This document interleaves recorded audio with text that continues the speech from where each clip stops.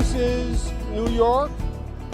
The reality is that we are a target by many who would like to make a statement against democracy, against freedom. We have the Statue of Liberty in our harbor, and that makes us an international target. We understand that. With the internet now, anyone can go on the internet and download garbage and vileness on how to put together an amateur level explosive device. And that is the reality that we live with. The counter reality is that this is New York, and we all pitch together, and we are a savvy people, and we keep our eyes open, and that's what See Something, Say Something is all about. And we have the best law enforcement on the globe, and we're all working together extraordinarily well. I want to thank the mayor and the mayor's office for doing a great job this morning, and we will go forward, and we'll go forward together. New York City is blessed with the finest law enforcement, and what our first responders did today was another example, the ability to address a situation quickly, contain it, and make sure people are safe. Good evening and welcome to Metro Focus. I'm Rafael Piroman.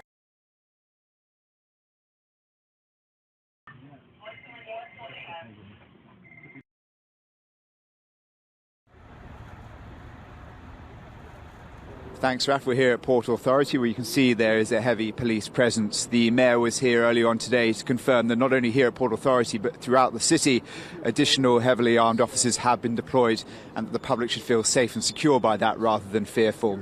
Alongside the governor and the mayor this morning at the press conference, a number of other public officials. The police commissioner, the NYPD commissioner, James O'Neill, gave us a little bit of insight into the incident, the severity of it, the injuries that have been sustained, and a little bit of insight into the man they now have in custody. Here's James O'Neill.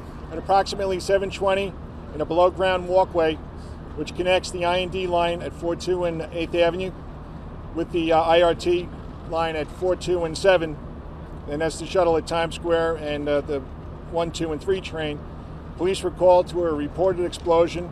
Responding units found an injured 27-year-old male. We've identified him as Akayed Ullah, Akayed Ullah. He had burns and wounds to his body. Preliminary investigation at the scene indicates this male was wearing an improvised, low-tech explosive device attached to his body. He intentionally detonated that device. James O'Neill confirmed that the suspect had been placed in custody and been transported to Bellevue Hospital. An investigation into his actions and his motives is now ongoing.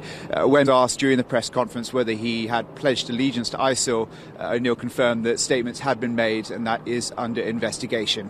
Now, John Miller is the Deputy Commissioner of Intelligence and Counter-Terrorism at the NYPD.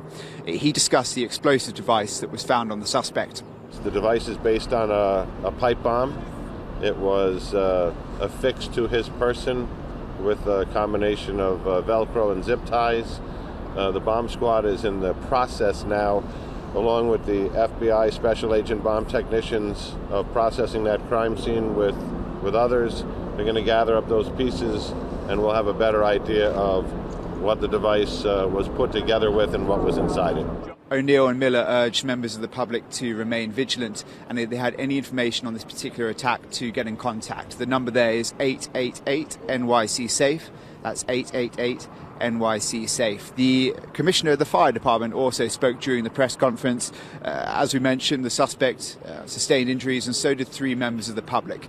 Here's what he had to say on those particular injuries. The perpetrator detonated the device. It caused burns to the hands and the abdomen, also lacerations.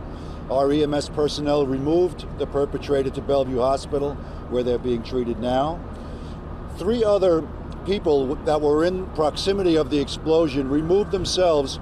2 of them took themselves to Mount Sinai West, 1 to Mount Sinai Queens, all with minor injuries that are consistent with being in the area of the explosion, that is ringing in the ears and headache. So we have 3 minor injuries to people that were in that corridor and serious injuries to the perpetrator. An interesting point of discussion came up during the press conference today. Commissioner O'Neill was asked whether he felt that the subway system, the underground system, is safe. He mentioned that 3,000 police officers are deployed underground every day and that it's incredibly well protected. Jenna Flanagan's now here with a little bit more on that to discuss just how safe our subway system really is. Thanks for that reporting, Will. I'm joined now by Dr. Darren Porcher, a former lieutenant with the NYPD. Dr. Porcher, I want to get, what was your reaction when you first heard about this morning's incident? It sent chills up my spine because I was a lieutenant that was assigned to the Transit Bureau years ago, and there's a contingency plan in play to focus and plan for these types of incidents. We have what we refer to as a mass casualty exercise, where we have an amalgamation of different organizations that come into play to train for these things when we do have these types of attack. And this is a classic example of how we roll out everything in the wake of these types of terrorist attacks. All right, well, speaking of protecting ourselves in accordance, I mean, what becomes the new normal now? Because thousands and thousands of people go through the transit system at Port Authority, myself included. Right. We had something that we refer to as random bag checks. We have millions of people that utilize the mass transit system on a daily basis. And so what the NYPD's transit division did was they enacted this sense of random bag checks. But that's only one aspect of it. But it needs to be a multifaceted approach to addressing the propensity for attacks in the subways. We have to look at our lessons, the teachable moments overseas in places like in Japan years ago when we had the sarin gas attack. Also, years ago we had a similar attack in Spain. So we need to grab that, we need to grasp hold of that amalgamation of circumstances and utilize those teachable moments and implement that into policing here in New York City, because the new normal is changing. It's revolutionizing constantly and consistently with policing here in the United States, more so in particular New York City. Considering the fact that you were working with the transit system, I'm wondering, New York is a city that prides itself on getting back to normal, whatever that may be, as soon as possible. But with so many trains that go through the West Side under Port Authority, is there a contingency plan should any one of those lines be taken out of commission? Yes, there is. Just for an example, here, directly beneath us is the Transit Task Force. So you have a contingent of NYPD transit officers that are directly below us. In addition to that, I want to add that the Port Authority bus terminal is now open for business. So this is a 24-hour, 365-day operation here, so we get it up and running as quick as possible. So there has always been a contingency plan to do two things. One, ensure the safety of individuals, and two, restore services. And that's what's happening now. So I believe the restoration in service with the MTA is something that's going to happen within the next few hours. All right, listen, Dr. Porcher, I feel like I ask you this every single time, but I want to ask again, what is it that we as everyday New Yorkers could or should be doing to ensure a safer city for all of us?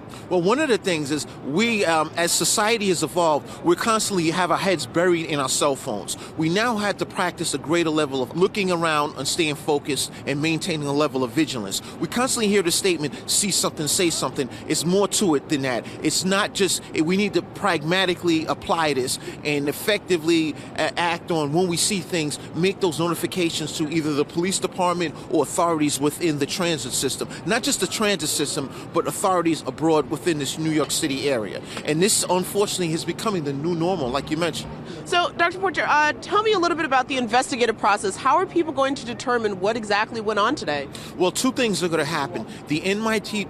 First thing is first. We had a pipe bomb that exploded. I believe this was a premature explosion. And so what they're going to look to do is they want to recreate that explosion. That's something that's going to be conducted by the bomb squad. Whenever an ordnance goes off, the items don't disintegrate. They merely go into that particular area. So what they're going to do is they're going to refurbish that explosive, and they want to see what the signature was. When I say the signature, meaning how was this bomb preparation, where was it utilized in other places throughout the world? Granted, it was a rudimentary attack, but it's very significant in understanding how these things occurring, who was behind it. In addition to that, there's going to also be an investigation or a search for secondary devices. The primary search is going to be conducted by the bomb squad. That's going to consist of several bomb techs and a bomb dog. That's going to happen within that subway car. The search for secondary devices is going to be conducted by the NYPD's Special Operations Division. That's where you see officers that have the heavy vest. I want to use the term ceramic vest, something that's capable of withstanding a blast of the magnitude of a pipe bomb. And so that's going to, quote unquote, fan out, so to speak. And that's happening in the tunnels and in the areas that are possibly above above ground. Once again, it goes back to this possibly being a premature attack.